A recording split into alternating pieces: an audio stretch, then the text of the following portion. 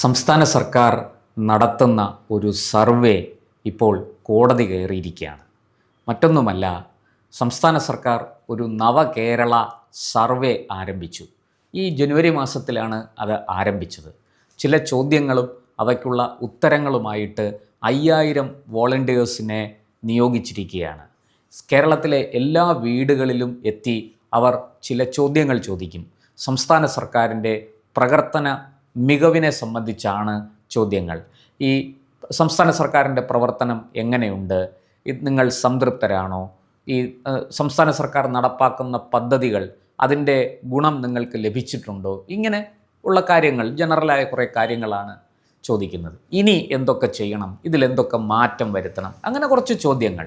ഈ ചോദ്യങ്ങൾ ആയിട്ട് വരുന്ന വോളണ്ടിയർ നിങ്ങളുടെ വീട്ടിൽ നിന്ന്, നിങ്ങളിൽ നിന്ന് വിവരങ്ങൾ ശേഖരിച്ച് സംസ്ഥാന സർക്കാരിന് കൈമാറുന്നു.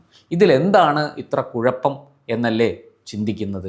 ഇതിനകത്തൊരു വലിയ കുഴപ്പമുണ്ട് എന്ന് പ്രതിപക്ഷം പറയുന്നു. മറ്റൊന്നുമല്ല, സംസ്ഥാന സർക്കാരിൻ്റെ ഖജനാവിലെ പണം ഉപയോഗിച്ച് കേരള സർക്കാർ ഭരണത്തിൽ തിരിച്ചു വരാൻ വേണ്ടിയിട്ട് നടത്തുന്ന ഒരു അഭ്യാസമാണ് ഈ നവകേരള സർവേ എന്നാണ് പ്രതിപക്ഷത്തിൻ്റെ ആരോപണം. ഇത് സംബന്ധിച്ച് പ്രതിപക്ഷത്ത് നിന്ന് KSUവിൻ്റെ, അതായത് വിദ്യാർത്ഥി സംഘടനയായ KSUവിൻ്റെ സംസ്ഥാന പ്രസിഡന്റ് അലോഷ്യസ് സേവ്യർ, അദ്ദേഹം ഹൈക്കോടതിയെ സമീപിച്ചിരിക്കുകയാണ്. ഒരു ഹർജി നൽകിയിട്ടുണ്ട്. ആ ഹർജിയിൽ അദ്ദേഹം പറയുന്നത് ഈ സർവേ എത്രയും പെട്ടെന്ന് നിർത്തിവെപ്പിക്കണം, മാത്രമല്ല സംസ്ഥാന സർക്കാരിൽ നിന്ന് സത്യവാങ്മൂലം തേടണം. കാരണം ഈ സർക്കാർ ഫണ്ടെടുത്ത് ഉപയോഗിക്കുകയാണ്. അങ്ങനെ സർക്കാർ ഫണ്ടെടുത്ത് ഇത്തരം കാര്യങ്ങൾ ചെയ്യാൻ അനുമതിയില്ല. അത് ഭരണഘടനാ വിരുദ്ധമാണ്, അത് ചട്ടങ്ങൾക്ക് വിരുദ്ധമാണ്. അതുകൊണ്ട് തന്നെ അത് അനുവദിക്കരുത്. ഇതിനെക്കുറിച്ച് ഇതിൻ്റെ ചെലവിനെക്കുറിച്ച് ഏതാണ്ട് 20 കോടി രൂപയാണ് ഇതിലേക്ക് ചെലവഴിക്കുന്നത് എന്നാണ് നമ്മുടെ ഒരു ഏകദേശ കണക്ക്. അത്രയുമാണ്. അങ്ങനെ 20 കോടി രൂപ ചെലവഴിച്ച് ഈ സർവേ നടത്തുമ്പോൾ അത് സംസ്ഥാന സർക്കാരിൻ്റെ പണമാണ്, നമ്മുടെ നികുതി പണമാണ്. അതിങ്ങനെ ചെലവഴിക്കാൻ അനുവദിക്കരുത്. സംസ്ഥാന സർക്കാരിനെ കൊണ്ട് സത്യവാങ്മൂലം സമർപ്പിക്കണം, അത് തേടണം എന്നൊക്കെ ഹർജിയിൽ ആവശ്യപ്പെട്ടിട്ടുണ്ട്. എന്തായാലും കോടതി സംസ്ഥാന സർക്കാരിന് നോട്ടീസ് അയച്ചിരിക്കുകയാണ്. എത്രയും പെട്ടെന്ന് സത്യവാങ്മൂലം സമർപ്പിക്കാനാണ് നിർദ്ദേശിച്ചിരിക്കുന്നത്. ഒരു കൃത്യമായ തീയതി പറഞ്ഞിട്ടില്ല.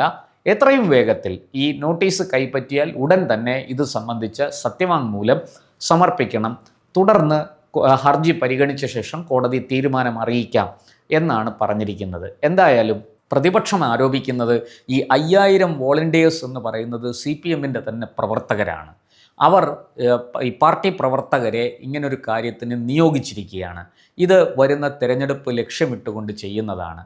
അതായത് നമ്മുടെ ഈ നവകേരള സർവേ കൊണ്ട് ഉദ്ദേശിക്കുന്നത് ഈ സിറ്റിസൺഷിപ്പ്, നമ്മുടെ പൗരന്മാരുടെ പ്രതികരണം തേടുകയാണ്.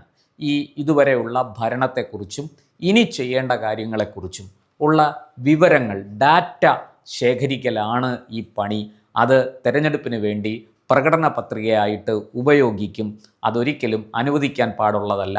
സംസ്ഥാന സർക്കാരിൻ്റെ പണമെടുത്ത് രാഷ്ട്രീയ പാർട്ടിക്ക് കൃത്യമായിട്ടും ഇത്തരത്തിൽ ഒരു ആസൂത്രണം നടത്താനും അത് തെരഞ്ഞെടുപ്പിന് വിനിയോഗിക്കാനും, തെരഞ്ഞെടുപ്പിൻ്റെ ഗുണഫലത്തിന് വേണ്ടി വിനിയോഗിക്കാനും അനുവദിക്കരുത് എന്നുള്ളതാണ് പ്രതിപക്ഷത്തിൻ്റെ നിലപാട്. എന്നാൽ സംസ്ഥാന സർക്കാർ പറയുന്നത് നേരെ മറിച്ചാണ്. ഇതെല്ലാ സർക്കാരുകളും ചെയ്യുന്നതാണ്.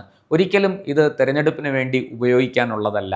മറിച്ച് സംസ്ഥാന സർക്കാരിൻ്റെ പ്രവർത്തന മികവ് എത്രയുണ്ടെന്ന് അറിയാനും അതിൽ മാറ്റം വരുത്താനും കൂടുതൽ കാര്യക്ഷമമായി പ്രവർത്തിക്കാനും വേണ്ടിയിട്ടാണ്. നോക്കൂ, ഇനി വരാൻ പോകുന്ന 3 മാസങ്ങൾ കഴിഞ്ഞാൽ തെരഞ്ഞെടുപ്പാണ്. ഈ 3 മാസങ്ങൾ കൊണ്ട് എന്ത് പരിവർത്തനമാണ്, എന്ത് പ്രവർത്തന മികവാണ് ഇനി ഉണ്ടാക്കാൻ പോകുന്നതെന്ന് നമുക്കറിയില്ല. സ്വാഭാവികമായിട്ടും ഈ സംശയങ്ങളൊക്കെ ഉയരുക സാധാരണമാണ്. ഇവിടെ ഈ പറഞ്ഞതുപോലെ ഒരു 3 മാസം മാത്രം ഭരണത്തിൽ അവശേഷിക്കുന്ന ഒരു സർക്കാരിന് ഇനി എന്ത് പ്രവർത്തന മികവിന് വേണ്ടിയിട്ടാണ് ഈ സർവേ നടത്തുക, ഇത്തരം കാര്യങ്ങൾ ചെയ്യുക എന്നുള്ള ചോദ്യം ഒരു യുക്തിസഹമായി ചിന്തിക്കുന്ന ആർക്കും തോന്നുന്നതാണ്. അതുകൊണ്ട് തന്നെയാണ് പ്രതിപക്ഷം ഉറച്ച നിലപാടെടുത്തുകൊണ്ട് ഹൈക്കോടതിയെ സമീപിച്ചിരിക്കുന്നത്. ഹൈക്കോടതിക്ക് ഹർജിയിൽ കഴമ്പുണ്ട് എന്ന് തോന്നിയിട്ട് തന്നെയാണ് സംസ്ഥാന സർക്കാരിന് നോട്ടീസ് അയച്ചിരിക്കുന്നത്. ഈ സംസ്ഥാന സർക്കാരിനെ സംബന്ധിച്ചിടത്തോളം കഴിഞ്ഞ 10 വർഷത്തെ ഭരണം അത് ആ ഭരണത്തിൻ്റെ നേട്ടങ്ങൾ എങ്ങനെയെല്ലാം ജനങ്ങളിലേക്ക് എത്തിക്കാം എന്നുള്ളതാണ് സർക്കാർ ചിന്തിക്കുന്നത്. അതിനുവേണ്ടി എല്ലാ പ്രവർത്തനങ്ങളും അവർ നടത്തും എന്ന് വ്യക്തമാണ്. ഇക്കഴിഞ്ഞ തദ്ദേശ തിരഞ്ഞെടുപ്പിൽ, അതായത് നമുക്ക് ഇപ്പോൾ ഡിസംബറിലാണ് അതിൻ്റെ ഫലം വന്നത്, അതായത് ഒരു മാസം തികച്ചാകുന്നതേ ഉള്ളൂ. ഈ ഒരു മാസം മുമ്പ് തദ്ദേശ തിരഞ്ഞെടുപ്പിൻ്റെ ഫലം വന്നു. അതിൽ വലിയ തിരിച്ചടിയാണ് LDF നേരിടേണ്ടി വന്നത്. അതേസമയം പ്രതിപക്ഷത്തിരുന്ന UDF വലിയ നേട്ടമുണ്ടാക്കുകയും ചെയ്തു. ഈ ഒരു അടിസ്ഥാനത്തിൽ തന്നെ കേരളത്തിലെ ജനങ്ങൾ എന്തുമാത്രം ഈ സർക്കാരിൽ നിന്ന് പ്രതീക്ഷിക്കുന്നു, അല്ലെങ്കിൽ ഈ സർക്കാരിൽ എന്തൊക്കെ മാറ്റം വരുത്തണം, ഇതൊക്കെ അറിയാനുള്ള ഒരു തന്ത്രമായിട്ടാണ് ഇതിനെ പ്രതിപക്ഷം കാണുന്നത്.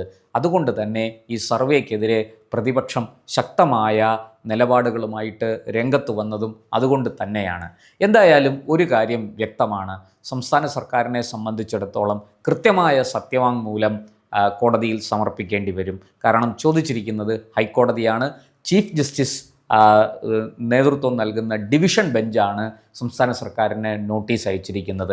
അത് തന്നെ വിഷയത്തിൻ്റെ ഗൗരവം വർദ്ധിപ്പിക്കുന്നു. അങ്ങനെ എന്തെങ്കിലും എളുപ്പത്തിൽ പറഞ്ഞ് ഒഴിയാൻ സാധിക്കുന്ന ഒന്നല്ല എന്ന് ഇതിൽ നിന്ന് വ്യക്തമാണ്. തീർച്ചയായിട്ടും സംസ്ഥാന സർക്കാരിന് ഈ ഫണ്ട് ചെലവഴിക്കുന്നതിനെക്കുറിച്ചും ഈ സർവേയുടെ എല്ലാ വശങ്ങളെക്കുറിച്ചും കൃത്യമായ ഒരു സത്യവാങ്മൂലം സമർപ്പിക്കേണ്ടി വരും. അതിനകത്ത് യുക്തിയില്ലെങ്കിൽ, അതിൽ ലോജിക് അല്ലെങ്കിൽ തീർച്ചയായിട്ടും ഹൈക്കോടതി അതിന് സ്റ്റേ ചെയ്യാനുള്ള എല്ലാ സാധ്യതകളുമുണ്ട് എന്ന് തന്നെയാണ് ഞാൻ കരുതുന്നത്. ഇപ്പോൾ 1-ാം തീയതി മുതൽ ഇന്ന് തീയതി 13 കഴിഞ്ഞു. അപ്പോൾ ഈ 13 ദിവസത്തോളം ഈ സർവേ നടന്നു കഴിഞ്ഞു. ഏതാണ്ട് ഒരു മാസം കൊണ്ട് സർവേ പൂർത്തിയാക്കാനാണ് ഉദ്ദേശിക്കുന്നത്. ഈ 5000 വോളണ്ടിയേഴ്സിനെയും കേരളത്തിലെ എല്ലാ വീടുകളിലും കടന്നു ചെന്ന് വിവരങ്ങൾ ശേഖരിച്ച് സംസ്ഥാന സർക്കാരിന് സമർപ്പിക്കണം എന്ന നിർദ്ദേശമാണ് നൽകിയിരിക്കുന്നത്. എന്തായാലും നമുക്ക് കോടതിയുടെ ഈ ഒരു നിലപാട്, അല്ലെങ്കിൽ ഈ തരത്തിൽ കോടതി ഒരു തീരുമാനമെടുത്തത് വളരെ ഉചിതമാണ്. ഇതിനകത്ത് രാഷ്ട്രീയം കലർത്തേണ്ട കാര്യമില്ല. ഒരു സംസ്ഥാന സർക്കാരിന് പ്രവർത്തന സ്വാതന്ത്ര്യമുണ്ട്. ആ പ്രവർത്തന സ്വാതന്ത്ര്യത്തെ ആരും ചോദ്യം ചെയ്യുന്നില്ല. പക്ഷേ അതിനെ അകാരണമായി രാഷ്ട്രീയവൽക്കരിക്കുന്നത് ശരിയല്ല. അങ്ങനെ രാഷ്ട്രീയവൽക്കരിച്ചാൽ അത് ജനാധിപത്യപരമായി, നിയമപരമായി ചോദ്യം ചെയ്യപ്പെടേണ്ടതാണ്. പ്രതിപക്ഷം അതിൻ്റെ ധർമ്മം നിർവഹിച്ചിരിക്കുന്നു എന്നാണ് ഞാൻ മനസ്സിലാക്കുന്നത്. വരട്ടെ, നമുക്ക് സർക്കാർ എന്ത് സത്യവാങ്മൂലത്തിൽ എന്ത് മറുപടിയാണ് കോടതിയിൽ കൊടുക്കാൻ പോകുന്നത് എന്ന് നമുക്ക് നോക്കാം. ആ സർക്കാരിൻ്റെ മറുപടിയെ ആശ്രയിച്ചാണ് ഈ കേസ് ഇനി മുന്നോട്ട് പോകാൻ പോകുന്നത്.